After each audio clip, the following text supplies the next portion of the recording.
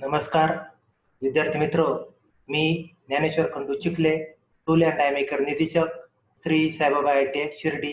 आजच्या या लेक्चरमध्ये आपलं सर्वांचं स्वागत करतो. तर विद्यार्थी मित्र, आज आपण आजच्या या लेक्चरमध्ये टॅप रेंज संदर्भात आपण काय करणार आहोत, माहिती पाहणार आहोत. या अगोदरच्या लेसनमध्ये आपण टॅप संदर्भात माहिती पाहिलेली आहे. तर ह्या टॅप बरोबर या टॅप रेंजचा वापर केला जातो. तर या टॅप रेंज संदर्भात आपण इंट्रोडक्शन प्रस्तावना आपण प्रथम पाहणार आहोत. तर अशा प्रकारची टॅप रेंज असते. टॅप रेंजचे वेगवेगळे प्रकार आहेत असे. तर इंट्रोडक्शन प्रस्तावना. तर चित्रामध्ये आटे अर्थात थ्रेड पाडावायचे असतात. त्या चित्रामध्ये टॅप सरळ उभा करण्यासाठी अथवा टॅपला पकडण्यासाठी योग्यरित्या फिरवण्यासाठी टॅप रेंजचा उपयोग करतात. टॅप रेंज वेगवेगळ्या प्रकारच्या असतात. दोन्ही बाजूला हँडल असलेली टॅप रेंज, टी हँडल असलेली tap range, solid type tap range. तर असे हे या टॅप रेंजचे वेगवेगळे प्रकार आहेत. तर अशा प्रकारे टॅप रेंज संदर्भातली माहिती आपण इंट्रोडक्शन प्रस्तावनेमध्ये आपण पाहिली. त्यानंतर टॅप रेंजचा पहिला प्रकार आपण पाहणार आहोत, double ended adjustable tap wrench. Double ended adjustable range किंवा त्यालाच बार टाईप टॅप रेंज असं बोललं जातं. तर या संदर्भातली माहिती पाहूया. तर या ठिकाणी डबल एंडेड टॅप रेंज दाखवलेली आहे, या संदर्भातली माहिती. तर दोन्ही बाजूला हँडल असलेले ॲडजस्टेबल टॅप रेंज किंवा बार टाईप टॅप रेंज. तर या प्रकारची टॅप रेंज सर्वात जास्त प्रमाणात वापरली जाते. ती अनेक साईजमध्ये उपलब्ध असते.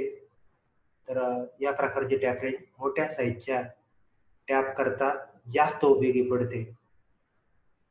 ज्या ठिकाणी अडथळा नसतो टॅपिंग करताना टॅपसाठी, त्या ठिकाणी या प्रकारची टॅप रेंज म्हणजे डबल एंडेड ॲडजस्टेबल टॅप रेंजचा वापर करतात. या टॅप रेंजची योग्य साईज निवडणे टॅपिंग करताना महत्त्वाचे असते. उदाहरणार्थ 175 mm, 250 mm, 350 mm अशा प्रकारे या डबल एंडेड ॲडजस्टेबल टॅप रेंजच्या टॅप रेंज संदर्भात आपल्याला ही माहिती आपण या ठिकाणी अभ्यासली. त्यानंतर टॅप रेंजचा पुढचा प्रकार double ended adjustable tap range. नंतर दुसरा प्रकार या ठिकाणी टॅप रेंज दाखवलेले आहेत. वेगवेगळे टॅप आहेत, ते याच्यामध्ये इथं पकडले जातात. त्या ठिकाणी M3, M4, M5, M6, M8, M10, M12 असे वेगवेगळे टॅप म्हणजे साईज दाखवले. M3 ते M12 पर्यंत त्या टॅप रेंजचा उपयोग टॅपिंग करण्याकरता केला जाऊ शकतो. दुसरा प्रकार आहे टी हँडल टॅप रेंज. आता या ठिकाणी असा टी हँडल सारखा हा प्रकार आहे, म्हणून टी हँडल टॅप रेंज. तर या प्रकारच्या टॅप रेंजमध्ये दोन लहान आकाराचे जॉ असतात. आता या ठिकाणी त्याच्यामध्ये हे दोन जॉ आहेत पहा. या ठिकाणी जॉ असून जग फिरवण्यासाठी त्याला एक हँडल असतं. आता जग फिरवण्याकरता त्याच्यावर हँडल किंवा त्याच्यावर नर्लिंग केलेले असते. टी आकाराचा असा हा टॅप रेंजचा प्रकार आहे. या प्रकारच्या टॅप रेंजचा उपयोग ज्या ठिकाणी जागेची अडचण आहे अशा ठिकाणी या टी हँडल टॅप रेंजचा उपयोग करतात. तर ही टॅप रेंज एका हाताने फिरवतात. या ठिकाणी वरच्या बाजूला एका हाताने ही टॅप रेंज फिरवतात. या प्रकारची टॅप रेंज मोठ्या साईजचे टॅप पकडण्यासाठी वापरता येत नाही. ज्या ठिकाणी डबल एंडेड ॲडजस्टेबल टॅप रेंजचा उपयोग करता येत नाही अशा ठिकाणी या टी हँडल टॅप रेंजचा प्रामुख्याने अडचणीच्या ठिकाणी वापर करतात. तर अशा प्रकारे या टी हँडल टॅप रेंज संदर्भातली माहिती आपण अभ्यासली. त्यानंतर सॉलिड टाईप टॅप रेंज तिसरा एक प्रकार आहे, सॉलिड टाईप टॅप रेंज. तर या प्रकारची टॅप रेंज ही ॲडजस्टेबल नसते. या प्रकारच्या टॅप रेंजचा उपयोग मर्यादित साईजच्या टॅपसाठी केला जातो किंवा करतात. या प्रकारच्या टॅप रेंजमुळे म्हणजे सॉलिड टाईप टॅप रेंजमुळे चुकीच्या लांबीच्या टॅप रेंजचा वापर टाळता येऊन टॅप तुटणे किंवा खराब होणे हे आपल्याला टाळता येते. तर अशा प्रकारे हे टॅप रेंजचे प्रकार आपण 3 अभ्यासले. त्यानंतर एक मुद्दा आहे टॅप ड्रिल साईज. आपण आता टॅप आणि टॅप पेनच्या सहाय्याने टॅपिंग करतो, परंतु ते टॅपिंग करत असताना त्या टॅपच्या कोर डायमीटर इतकं छिद्र जॉबमध्ये पाडावायला हवं. तर ती टॅप ड्रिल साईज कशा प्रकारे काढली जातात ते आपण या ठिकाणी अभ्यासणार आहोत. Tap drill size. तर टॅप ड्रिल साईज संदर्भात माहिती पाहूया. आतील थ्रेड पाडण्याकरता टॅपिंग करण्यापूर्वी छिद्र पाडावे लागते. त्या छिद्राचा व्यास ठरविताना त्या त्या ठिकाणी म्हणजे छिद्राचा व्यास ठरवताना त्या ठिकाणी थ्रेड पाडण्याकरता आवश्यक मटेरियल त्या होलमध्ये असणे आवश्यक असते. टॅपिंग करण्यापूर्वी ज्या साईजचे होल त्यावर पाडले जाते त्यास टॅप ड्रिल साईज असे म्हणतात.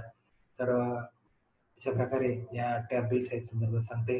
त्याच्यानंतर मेट्रिक पद्धतीमध्ये टॅप ड्रिल साईजसाठी एक सूत्र आहे, फॉर्म्युला आहे. टॅप ड्रिल साईज बरोबर टॅप साईज वजा 2 गुणिले डेप्थ. म्हणजे टॅप ड्रिल साईज बरोबर टॅप साईज वजा 2 डेप्थ म्हणजे 0.61 गुणिले पिच. तर टॅप ड्रिल साईज बरोबर टॅप साईज वजा 2 गुणिले 0.61 गुणिले पिच. आता या ठिकाणी 2 दशांश तळापर्यंतच घेतलेले आहे, पण या ठिकाणी टॅप साईज बरोबर टॅप ड्रिल साईज बरोबर टॅप साईज वजा 2 गुणिले 0.61 34 आहे या ठिकाणी ॲक्च्युली 0.6134 गुणिले पिच. तर असं हे सूत्र आहे. आता आपण एक उदाहरण या ठिकाणी सोडून दाखवणार आहे. Example, calculate the tap drill size for EM10 tap. EM10च्या टॅपसाठी टॅप ड्रिल साईज काढायची. तर सूत्र आपण मगाशी पाहिले. टॅप ड्रिल साईज बरोबर टॅप साईज वजा 2 गुणिले डेप्थ म्हणजे टॅप साईज वजा 2 गुणिले 0.61 गुणिले पिच. डेप्थ म्हणजे 0.61 पिच असा त्याचा अर्थ होतो. आता टॅप साईज 10 दिलेला आहे. हा 2 या ठिकाणी आपण घेतलेला आहे. 61 या ठिकाणी घेतले आहे. पिच 10च्या करता 1.5 पिच असतो. तर या ठिकाणी या तिघांचा जर गुणाकार केला तर या ठिकाणी पहा 2 गुणिले 0.61 गुणिले 1.5 या तिघांचा गुणाकार केला 1.83 येतो. तो 10 मधून वजा केला तर 8.17 mm ड्रिल M10च्या टॅपसाठी बरोबर काढणं आवश्यक असतं. परंतु त्या साईजचं ड्रिल उपलब्ध नसल्यामुळे म्हणा किंवा योग्य साईजचा डेप्थ आपल्याला यावी याकरता 8.5चं होल जॉबवर ड्रिलिंग करून 10च्या टॅपने टॅपिंग करणं योग्य ठरतं. तर यामध्ये काही प्रमुख टॅप साईज दिलेली आहेत आणि त्या टॅप करता पिच किती असावा या ठिकाणी दाखवलेले. तर याच्यामध्ये टॅप ड्रिल साईजमध्ये M3 करता 0.5 पिच आहे, M4 करता 0.7 पिच आहे, M5 करता 0.8 पिच असतो, M6 करता 1 mm पिच, M8 करता 1.25 पिच असतो. आता आपण उदाहरण पाहिलं M10 करता 1.5 पिच हा स्टँडर्ड पिच असतो दिलेला आहे कोर्समध्ये. M12 करता 1.75 mm पिच हे सर्व पिच टॅपवर लिहिलेले असतात. M14 2 mm पिच आहे, M16 करता 2 mm पिच आहे, M18 च्या टॅप करता 2.5, M20 करता 2.5, M22 2.5, M24 साठी 3 mm पिच. अशा प्रकारे हे वेगवेगळे पिच या ठिकाणी वेगवेगळ्या टॅप करता दिलेले असतात. तर विद्यार्थी मित्र, आज आपण या टॅप रेंज संदर्भात माहिती पाहत असताना टॅपला पकडून फिरवण्याकरता याचा टॅप रेंजचा उपयोग केला जातो. ते tap wrench double ended adjustable wrench type, त्याच्यानंतर T handle tap wrench type, solid type tap wrench आणि त्याच्यामध्ये टॅप ड्रिल साईज बरोबर टॅप साईज बरोबर टॅप ड्रिल साईज बरोबर टॅप साईज वजा 2 गुणिले डेप्थ म्हणजे टॅप साईज वजा 2 गुणिले 0.61 गुणिले पिच या सूत्राने टॅप ड्रिल साईज काढली जाते. त्या संदर्भातलं उदाहरण काही काही वेगवेगळ्या प्रमुख टॅप करता लागणारे असणारे पिच या ठिकाणी दिले. अशा प्रकारे आज आपण या टॅप रेंज प्रकरणामध्ये ही माहिती अभ्यासली.